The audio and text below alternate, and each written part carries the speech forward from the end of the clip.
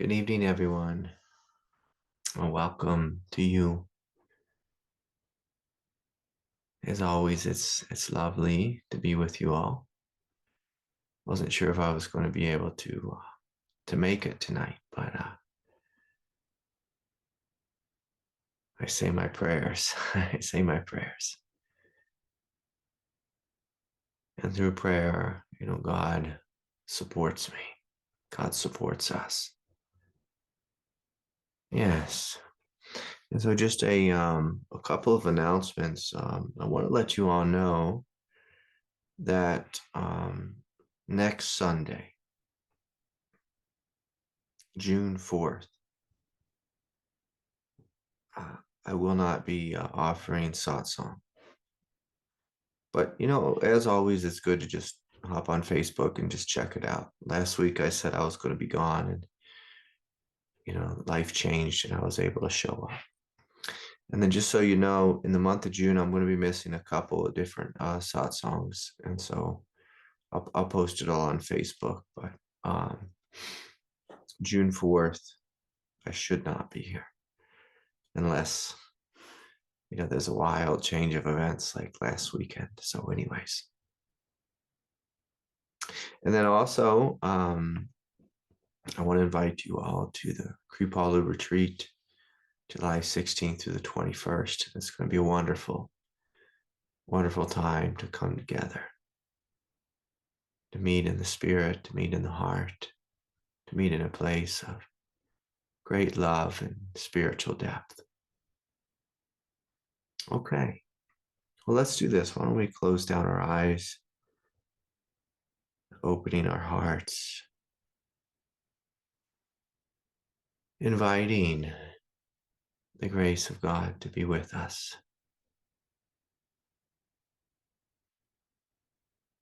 Inviting the goodness of our hearts to come forward. Inviting a space of humility.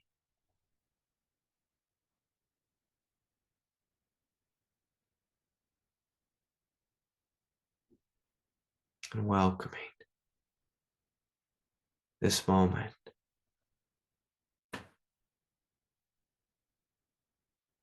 And as we drop into this moment, I invite you to notice what's here. So on the surface, you may notice the mind is busy, or there may be some aches and pains in the body.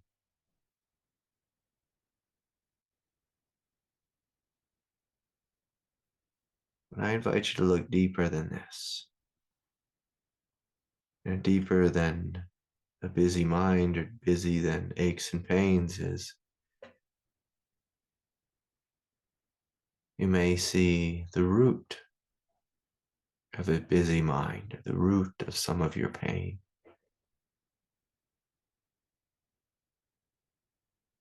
And can we breathe into these roots with compassion, with love?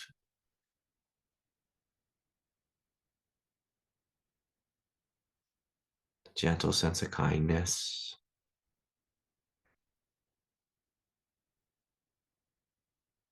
And as you breathe, as you feel, just inviting the body to soften, the mind to open more fully,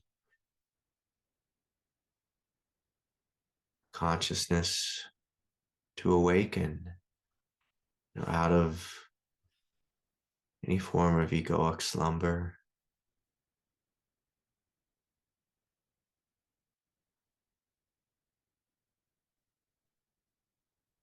And will you join me in the recognition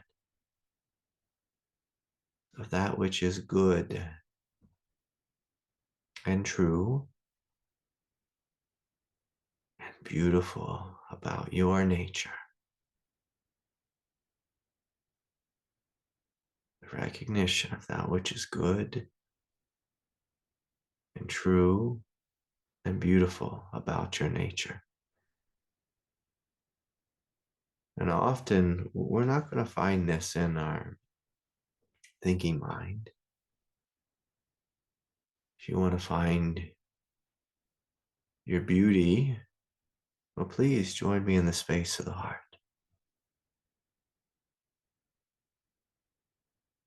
If you want to discover your innate goodness,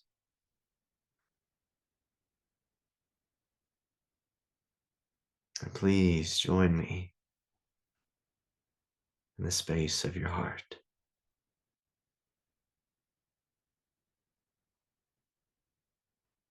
If you want to discover what is true about you,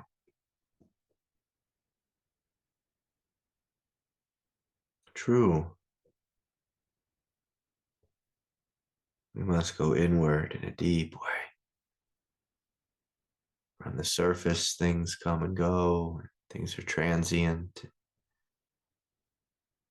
things are agitated or confused.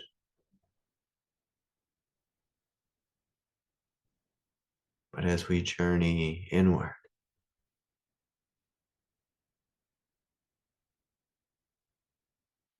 you see there is something true here.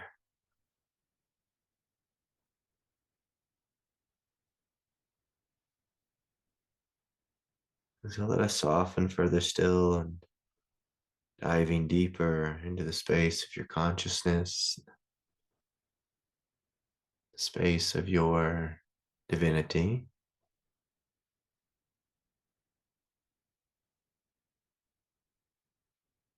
And you may notice this experience of going inward. The further and the deeper you go inward, the more fully this experience of grace comes online. Perhaps a grace from above, a radiance, luminosity.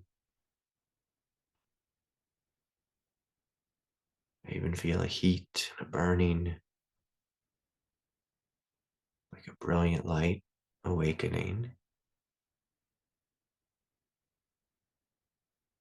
So can you fall into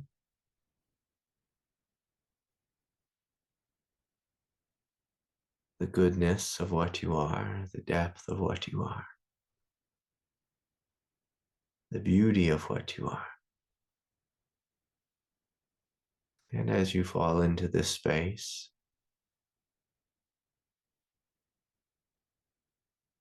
you may notice the heart opening more fully and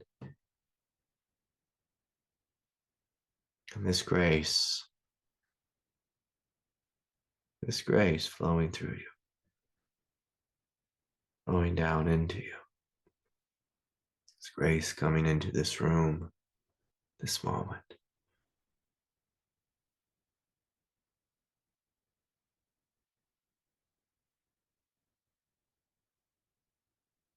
So we're breathing and feeling, opening and trusting in that which is good, that which is pure,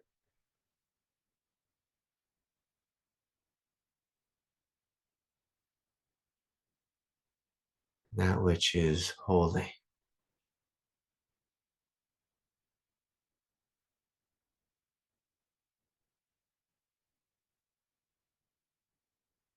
And so letting go a little more fully in the solar plexus and the hara.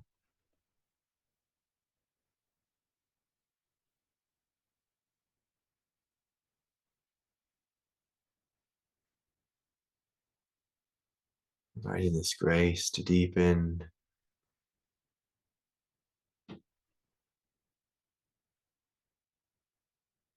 inviting your experience to open much more fully. You can even imagine as we open in the solar plexus and the hara,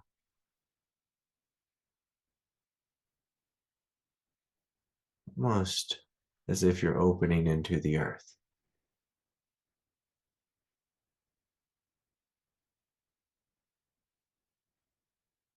Opening into the earth. Sense of strength, power, nobility, rootedness.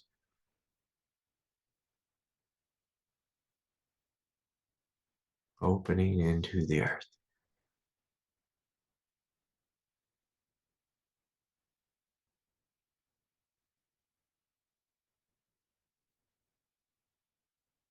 So the pelvis is open, the hara open and rooted. Solar plexus is empowered.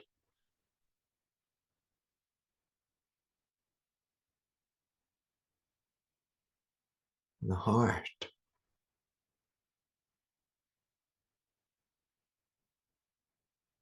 heart is open.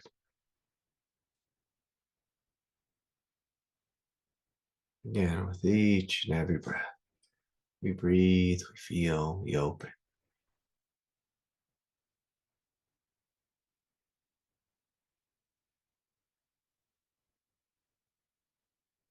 We are remembering why we are here. We're here to awaken.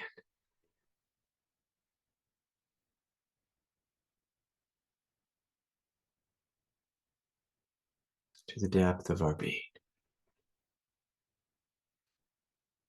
And so again, as we breathe in, we're connecting to the goodness, the purity, the beauty of our heart.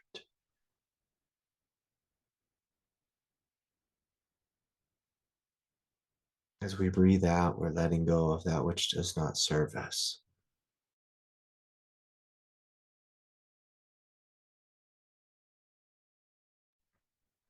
Yes.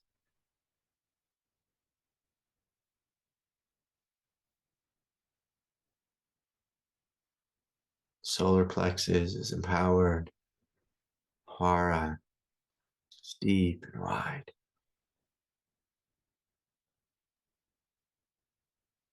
Pelvis is rooted in the earth. There's this quiet foundation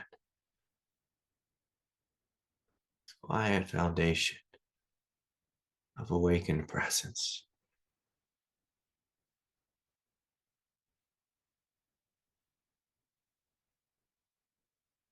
And of course, if we check in with the space of the mind, we notice the space of the mind is spacious, open and receptive to this grace from above. This grace from above. So again, you may feel this descent of love, of light, of brilliance as you breathe in and breathe out.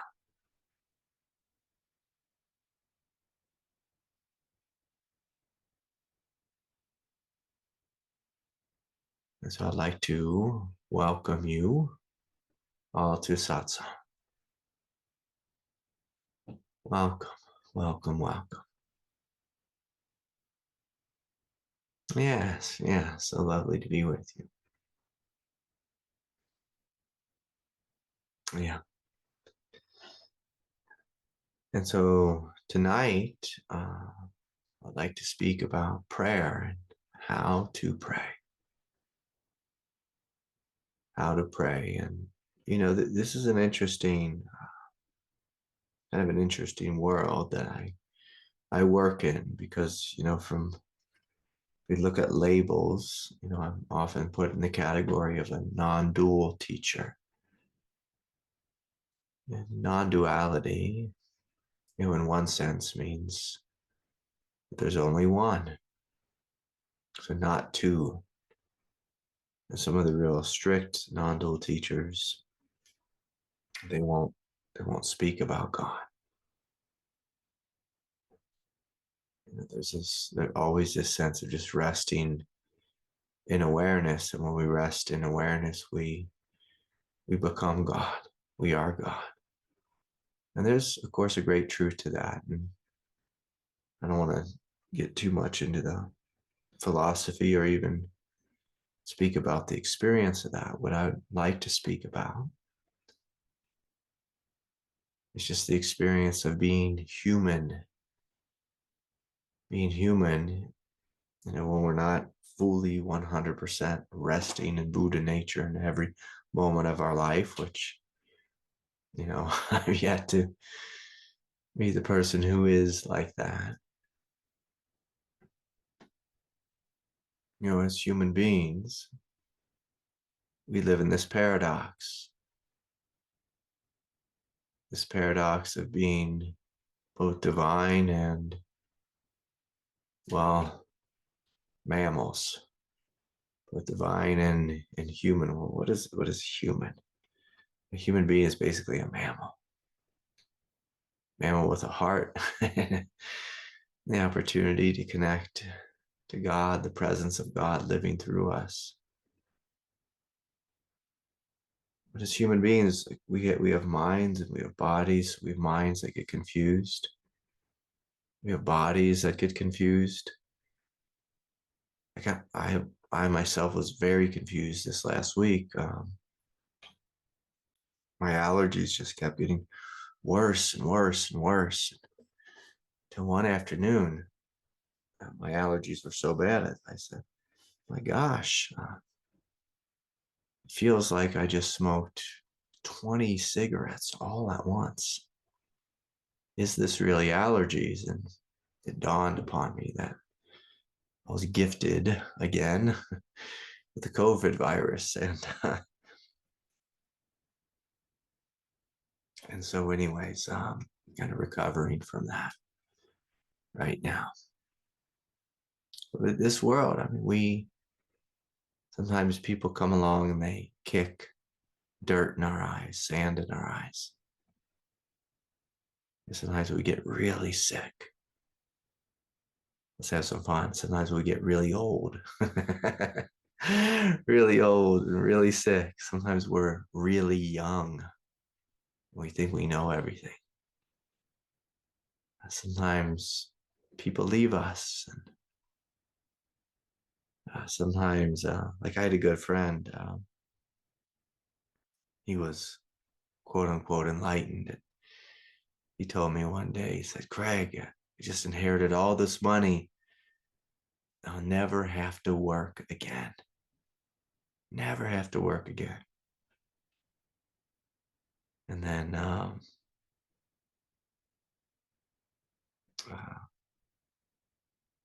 well, a couple years later,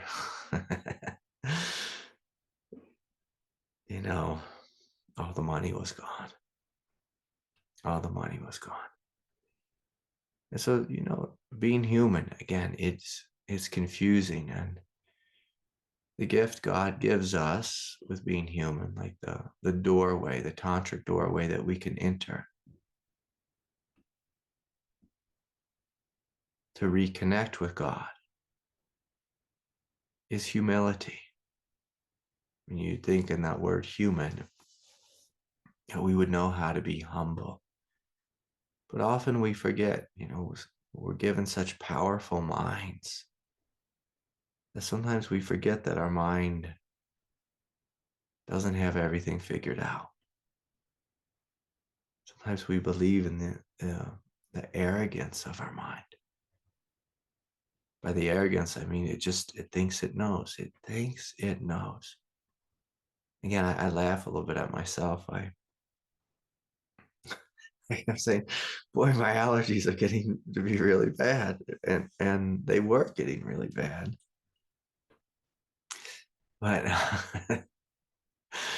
I had also contracted COVID,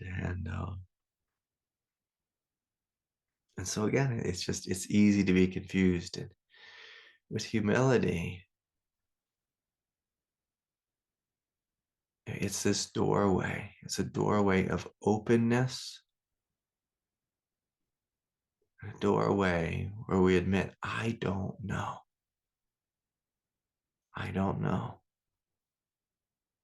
So I said I was going to speak about prayer. Well, in order to pray,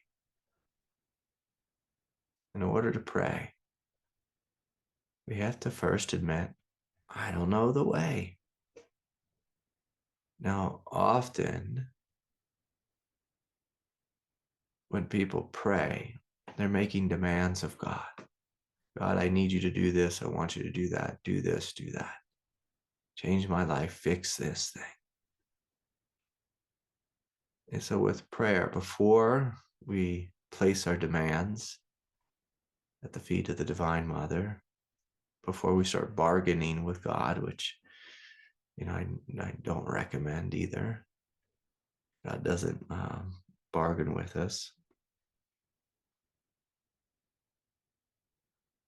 But in order to pray, we first have to admit, I don't know. I don't know how life should be. But one thing I do know is, like normally with humility, we're admitting, I'm having a really hard time. I'm having a hard time. I'm having a hard time here. And for most of us, we shouldn't have to think too hard to find something in our life that's difficult. Of course, as the Buddha's first teaching, it's basically life is hard, life is confusing, life is dukkha, which basically means my emotional nature is confused about how to respond to life. I cannot control life. And so it's through this doorway of humility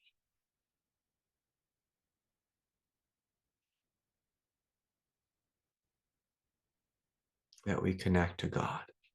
And this is what prayer is. Prayer is the humble part of us, the human part of us, the disconnected part of us, saying, Lord, I'd like to connect with you.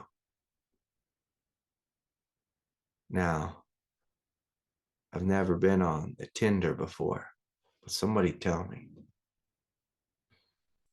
in the chat, please. You can straighten me out here. When you like someone, which way do you swipe? Right. Okay, good. Right. I was going somewhere with this. So when we're praying, we're wanting to connect with God. So we are swiping right.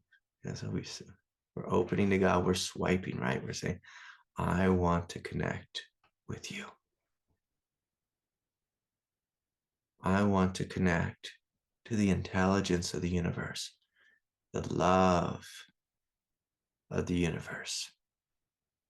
Swipe up for super like. Oh, okay. I messed this up. We're swiping up. We're swiping up. We're going up. And often, like when I pray, like, I'll put my hands up, like a priest. The other day, I was speaking to my little girl about what I do, what her daddy does for work. I told her, well, your daddy's kind of like a priest. She said, you are? And I said, yeah. I pray with people. I help them to connect to God. And she thought about that for a moment. She said, oh, yeah. Oh, yeah. And this is what we're doing. We're opening ourselves. We're opening ourselves to the beauty and the intelligence of the universe. We're opening ourselves to healing support. Healing support. And again, I spoke about this a couple weeks ago. One of my mother's friends he was like one of the heads of the IRS. He was like way up in the, that's the tax agency here in the US for the Europeans. And he was always the smartest guy in the room. You couldn't tell him anything. When you're the smartest guy in the room, like you're not listening to anyone. We're not listening.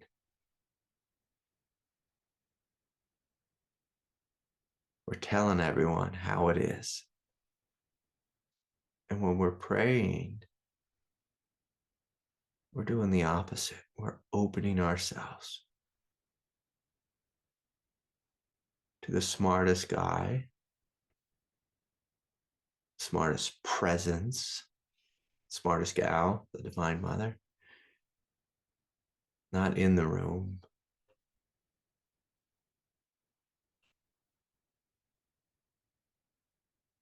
but the smartest there is, the most intelligent, to intelligence itself.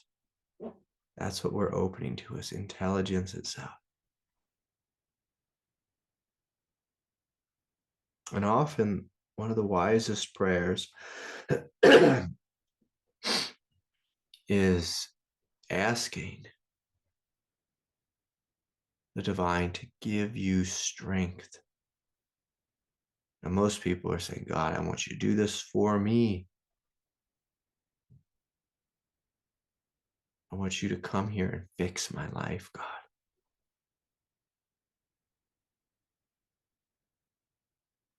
But what most of us don't realize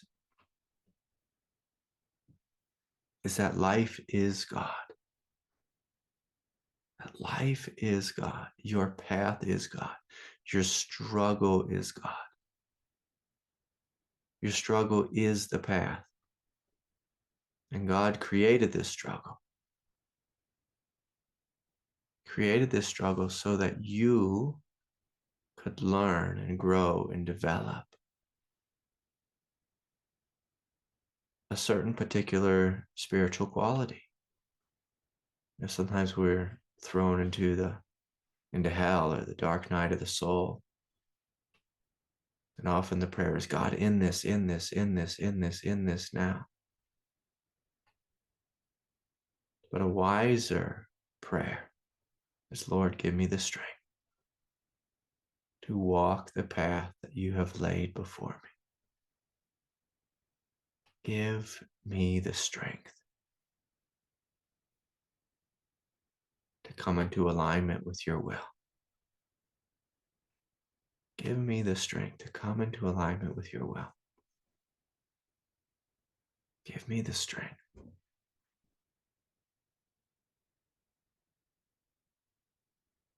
to know how to show up as love in this situation. Give me the strength to stay here and to be with this. Give me the strength to learn to love my body or this moment or my enemy. Give me the strength.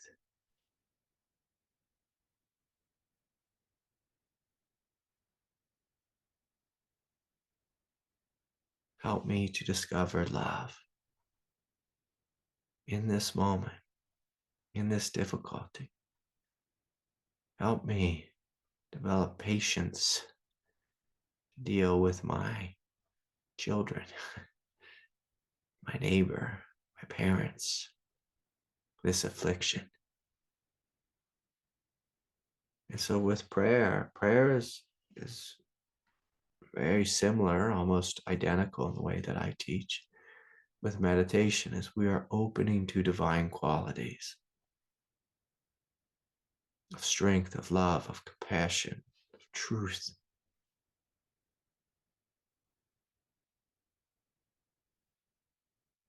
Lord, connect me to the truth,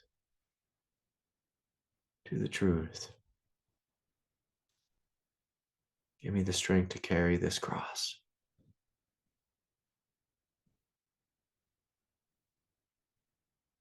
And so in regards to like the feeling of prayer, again, it's exactly the same as meditation.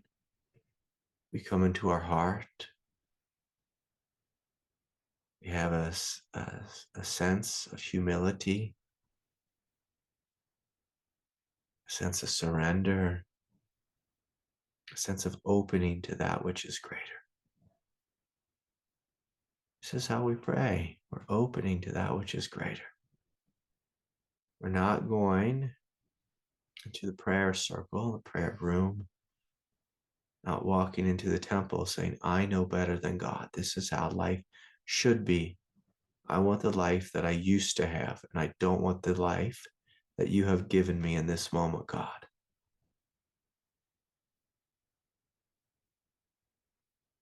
Like you see, that has an arrogance in it. That has this sense of, I know better than you. So with prayer, there can even be almost like a curious mind, like, huh, Wonder what God is trying to show me. God is trying to teach me. Life is trying to awaken within this one. But most of us, we pray, well, like a little kid, who's making a Christmas list. I want this, I want this, and I want this, and I want that.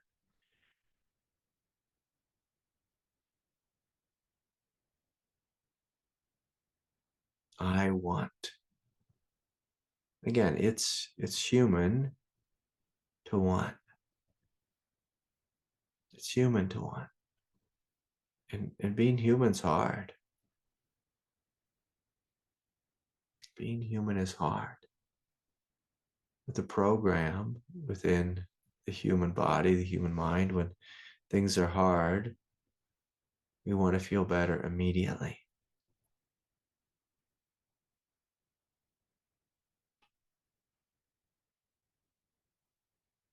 Again, that's normal. There's nothing wrong with that. But if we want to know how to pray, prayer isn't about just a quick fix. Prayer is about a transformation of the spirit and a transformation of your humanity. It's inviting our human self to be uplifted out of our egoic nature into a divine nature. The more you pray, like if you're truly praying, well, you'll start to feel quite awake. Your mind will feel spacious and trusting, open and surrendered.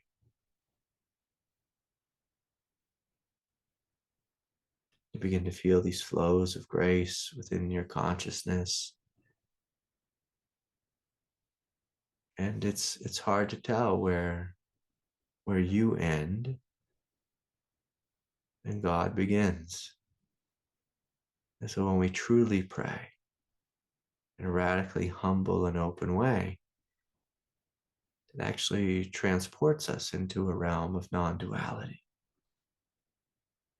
We begin to see that all is well. All is well.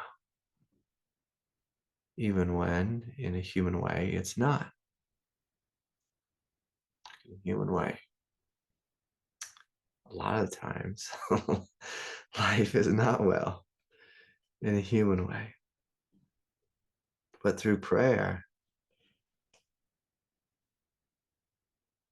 we discover life is okay. Life is okay.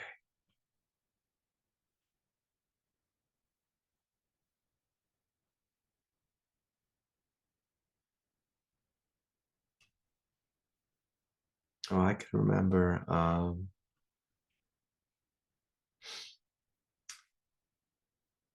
many years ago, I read this book, and to forgive me, it was about a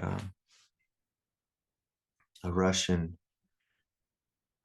Orthodox priest, and he was thrown into the Siberian work camps.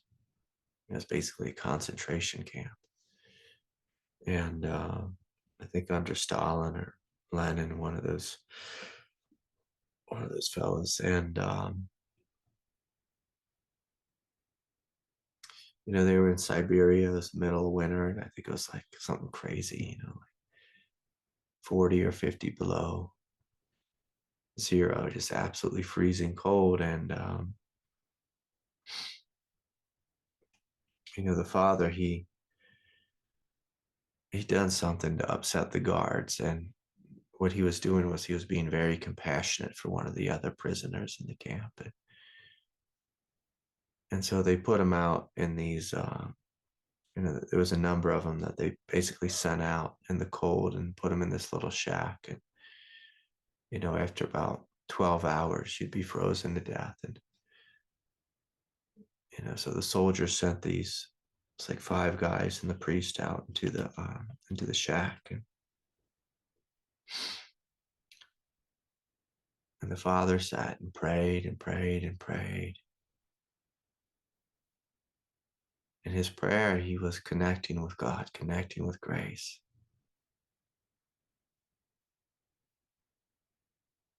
And he was trying to keep, all the men alive, through prayer. And, pretty quickly, 3 of them died. They just froze to death. But the Father kept opening and inviting the other 2 to pray. And after a couple of days, the guards went to go, clear out the bodies, and they were surprised to see that the good Father was still alive. They said, "How could this be? How could this be?" It's the energy of prayer. There's a fire in it. There's a heat in it. And again, most people think of that heat as the I want I want life to be different.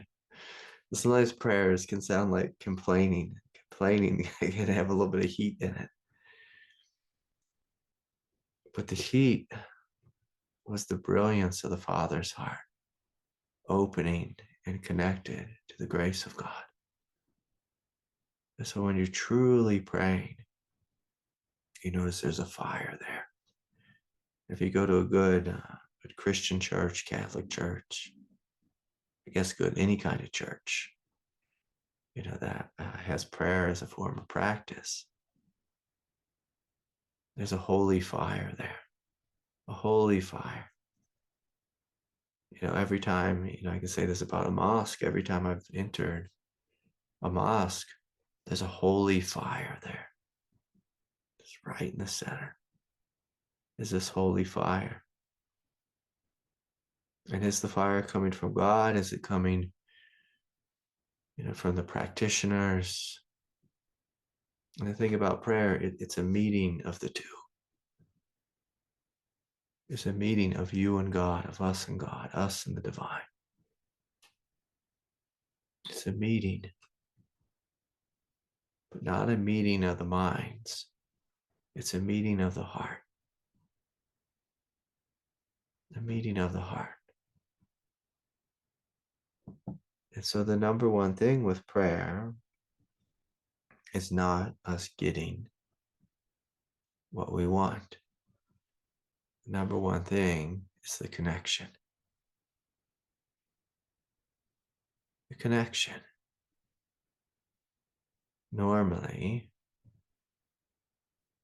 if we're reasonably awake, as soon as we connect with God, that is the answer to our prayer. It's less about the outward thing. Prayer is the inward presence. The inward presence, the connection. In a sense, to be asleep, from a spiritually awakened perspective, to be asleep is to be disconnected. To be awake is to be connected. Connected to the depth of you, the depth of this universe. To be connected to that which is greater, to that which is holy, to that which is divine.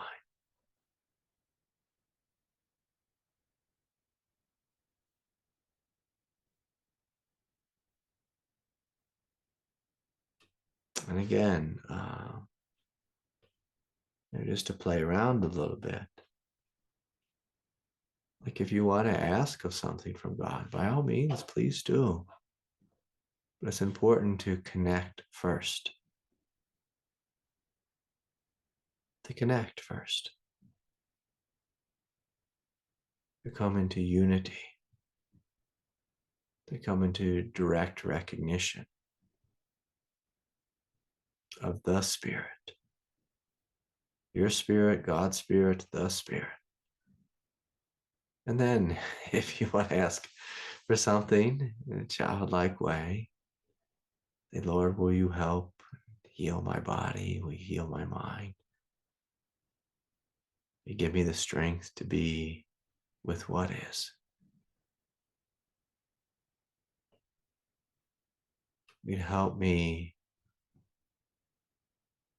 to walk this path. Will you hold my hand? Will you hold my hand? You give me the strength to walk out of the darkness that I currently find myself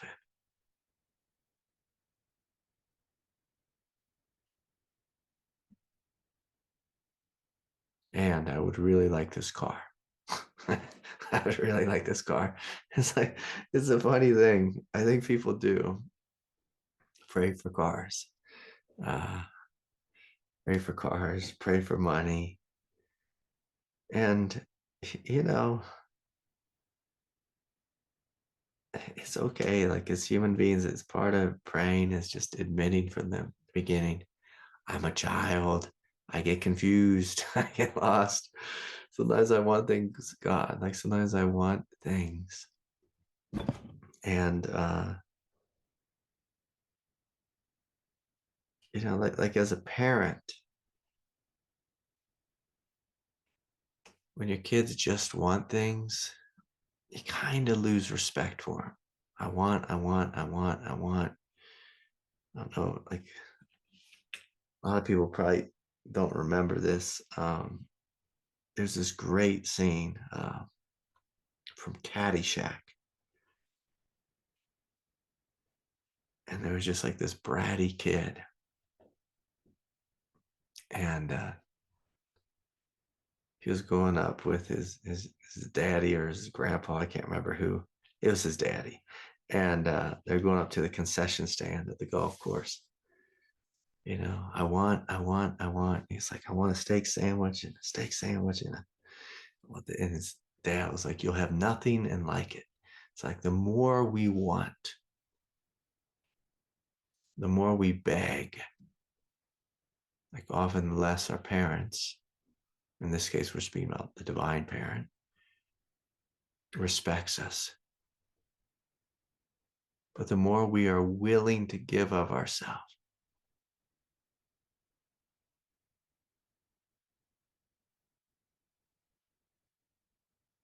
when someone gives of their self, we immediately deeply respect them. So if you want to get the ear, find the ear of God, we give of ourselves first. We surrender first. And again, like praying for money, like we can clean that prayer up a little bit. We can invite support. Because again, like money comes and goes. What we're truly wanting is support. We're wanting to be connected to strength, to power. When we connect to our own strength and our own power, we create support. We create abundance. But often, we're like a beggar. And we beg for something, and then maybe God gives it to us, maybe not. But then we beg again the next day. But what the divine is wanting from you,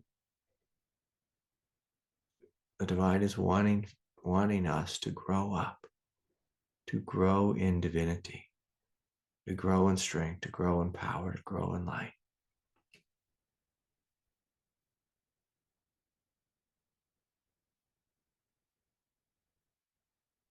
What God is really wanting from us is for us to be the answer to this world. For us to be the answer to this world. I want you to hear that. What would it take for you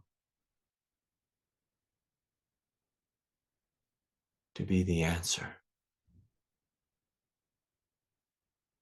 What would have to shift inside of you? What would you have to surrender for you to be the answer to your prayers? For when you are the answer to your prayers, you actually become the answer to other people's prayers.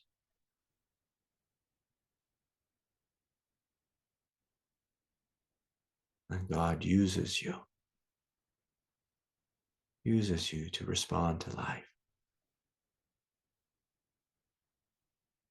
It's a funny thing to speak about prayer,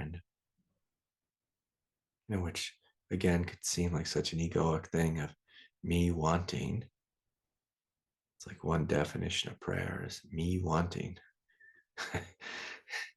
telling God what I want. With true prayer, you become the answer to your prayers. And then eventually the answer to other individuals' prayers. And that's the problem with the spiritual path. The further you walk, the more you give. Whereas the path of the ego is I don't want to walk, I just want to get. I just want it all given to me. I want to be a little kid at Christmas. I want to get all the presents. I want to get them all. That's the life of the ego. The life of truth is you giving and giving and giving. You giving and giving and giving. And in doing so, you become the divine. You become the divine. So anyways, I think that's it, everyone. I want to go get some rest. So forgive me if you have a question, and forgive me if you emailed me. My heart is with you all. So much love to each of you. For those who showed up late, I saw a couple of you show up late. No satsang, June 4th. And then stay tuned the rest of the month. I'm going to be missing a couple because I have to do some traveling this month. And let's just do this just before we end. I invite us again to close our eyes and open our hearts. And just sitting before God. And in a humble way, just asking yourself, what could I give? What could I surrender? Like, what is God asking?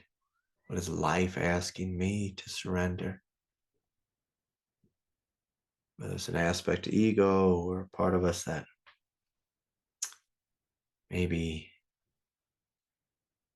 judges ourselves, or part of ourselves that maybe lies a little bit, or sneaks or twists the truth.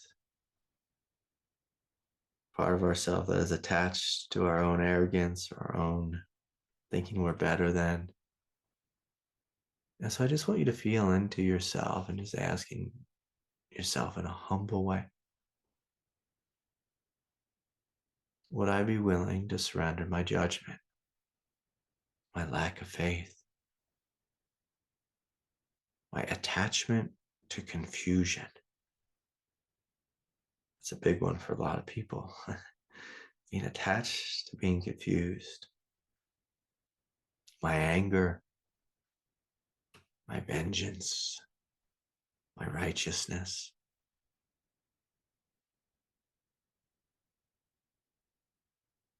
So as we open to prayer, first thing I'm going to ask you is, what would you be willing to surrender? And so as you breathe in, I invite you to see yourself just picking that thing up and surrendering it on the exhale. the feet of the Divine Mother. I surrender my arrogance, my hatred, my judgment, my foolishness, my foolishness. And with that, I invite you to open your heart more fully and just to see what God has for you. Just to see. So instead of asking, see prayer as a two-way communication. It melts into one. As you surrender one thing, you see what the divine brings forward in you. In you. In you. A greater level of love, or grace, or peace, or strength. And of course, if anyone here has a question, I invite you to surrender your question before God. And see if God shows you the truth. Whether it's in this moment or tonight in a dream or the next couple of days, prayer is an attitude of continual openness to the intelligence of the universe. And so, glory be to God in the highest. Peace to God's people on earth. Good night, everyone. That's so good to be with you. See y'all soon.